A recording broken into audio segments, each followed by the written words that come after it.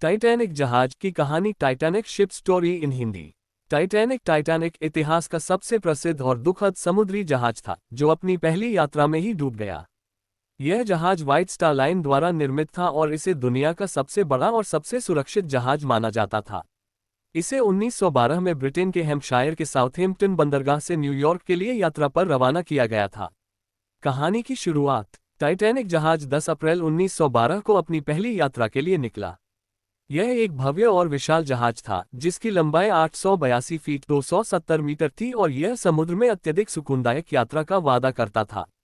जहाज में 1500 से अधिक लोग सवार थे, जिनमें अमीर, गरीब, कर्मचारी और यात्रियों की एक बड़ी संख्या थी। यह जहाज अपनी शानदार सुविधाओं, विशाल dining hall, swimming pool, gym और लग्जरी केबिन्स के लिए प्रसिद्ध था। लोग इसे अंकुश न खोने वाला जहाज मानते थे क्योंकि इसे असंभव माना गया था कि यह डूबेगा। डूबने की घटना। टाइटैनिक की यात्रा 14 अप्रैल 1912 की रात एक भयानक घटना के साथ समाप्त हुई। जहाज उत्तर अटलांटिक महासागर में बर्फ के पहाड़ आइसबर्ग से टकरा गया। जहाज के कप्तान एडवर्ड स्मिथ और चालक दल को यह समझने में देर हो गई कि जहाज बर्फ के पहाड़ के बहुत करीब है। टाइटैनिक बर्फ के पहाड़ से टकरा गया और उसका हिस्सा बुरी तरह से क्षतिग्रस्त हो गया। ये टक्कर इतनी तेज थी कि जहाज के नीचे का हिस्सा पानी से भरने लगा। धीरे धीरे जहाज डूबने लगा।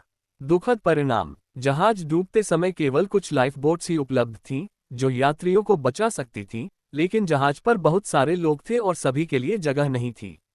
इसमें कई लोग बचने में सफल रहे, लेकिन 1500 से अधिक लोग अपनी जान गंवा बैठे।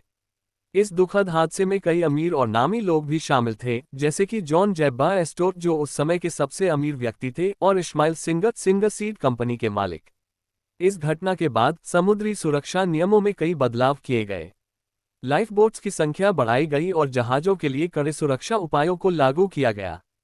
निष्कर्ष। टाइटैनिक जहाज की दुखद कहानी आज भी मानवता के इतिहास में एक महत्वपूर्ण मोड़ के रूप में याद की जाती है। ये घटना हमें ये सिखाती है कि अलापना, ओवर कॉन्फिडेंस और सुरक्षा उपायों की उपेक्षा बहुत महंगी साबित हो सकती है।